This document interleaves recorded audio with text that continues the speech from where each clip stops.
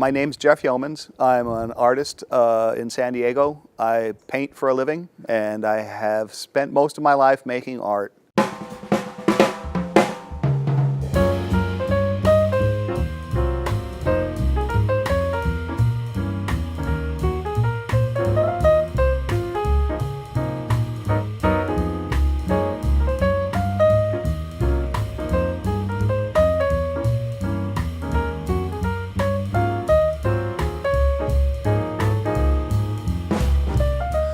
My family encouraged my brothers and sisters and I to always be creative. They encouraged us to learn, take music lessons.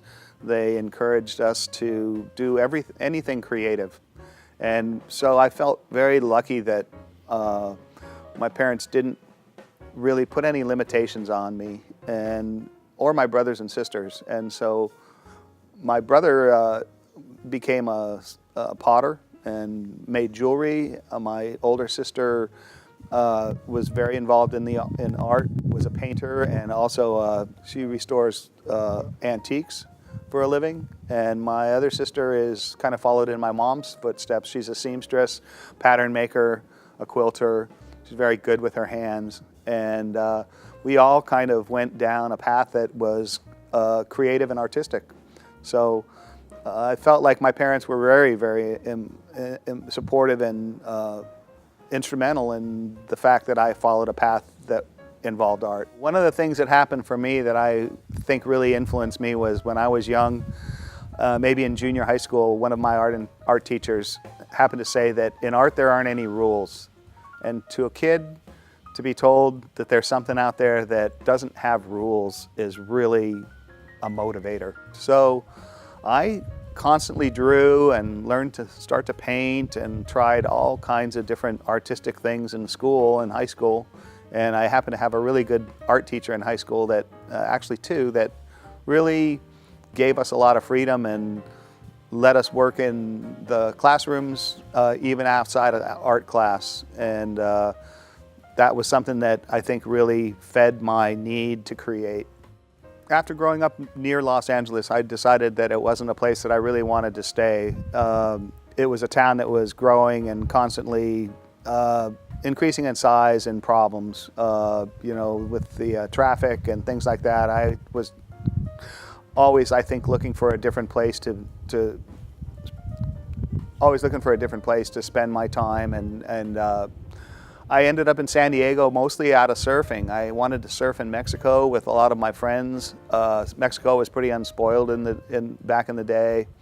And to be honest with you, surfing brought me to San Diego, but the lifestyle of San Diego, the weather, and the fact that it was kind of a small city that hadn't really grown up the way that LA had was really invigorating to me. Doing murals and stuff outside was a way to meet people and find new jobs. It was kind of a very direct and hands-on way for me to find sign work and also other mural work. And that kept me busy for a couple of years. I worked at the Reader when it was just starting out, and I made a lot of contacts and friends in San Diego when it seemed like a smaller town. And I was constantly painting, and I had an opportunity at one point to live in a place in Pacific Beach that was a former artist's studio. And for 5 years, because I lived in such a perfect place to paint, outside of my job, I started to paint with a vengeance. I think I was really productive and motivated to paint for myself. And I think that that's kind of the best way to think about painting. After the Reader, I did a couple of odd jobs, but they were graphic design related. And then I answered an interview for KPBS to work as a graphic designer at the TV station. And that job turned into a place that I stayed for almost 20 years. I moved up as a graphic designer to become the assistant art director there, and then when the art director left, I became the art director for the last 8 or 9 years that I was there. It was fun. It was a job that offered a lot of variety. I was able to do type design, title design, paint sets for TV shows, worked on documentaries that the station produced, and really enjoyed the job. It was a lot of fun. I learned a lot, and it was never boring. It was different every day. 2001, right after, just before 9/11, they announced budget cuts, and since it's funded by the federal government in a big way, they cut 13 jobs at the time that they let me go. And so I was laid off and had to figure out another way to make a living. So my kids were young, and I took a job working for a design magazine in North County, and worked there for about a year and a half as the art director of that magazine. And that was a frustrating job because there were a lot of politics involved, and that it was a difficult place to work.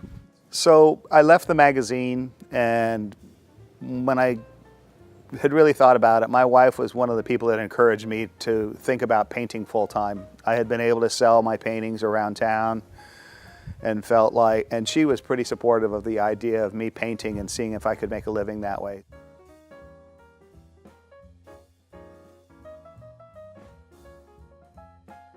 As an artist, it's easy to fall into a trap where when something's successful, you continue to use that device as a way to continue to work. And I think that to people that becomes boring, and I think to the artist himself, if you're honest with yourself, that becomes boring too. So I think it's the challenge of being an artist is to constantly reinvent yourself and find new ways to say different things, maybe the old things, and maybe new ideas. Yeah. I really liked Art Nouveau when I was young. A fellow named Alphonse Mucha was a French painter. Gustav Klimt was an Austrian painter. They were kind of at the head of the arts and crafts movement. Wayne Thiebaud stands out as a California painter that I really admire. Richard Diebenkorn. Francis Bacon is an English painter whose work is pretty dark, but he also, there was something else about his paintings that spoke to me as well. Edgar Payne, William Wendt, some of the earlier California landscape painters are people whose work I started to try to emulate, not necessarily in style, but in their energy, and the confident way that they painted really spoke to me. And I'd say that's still an influence on my work.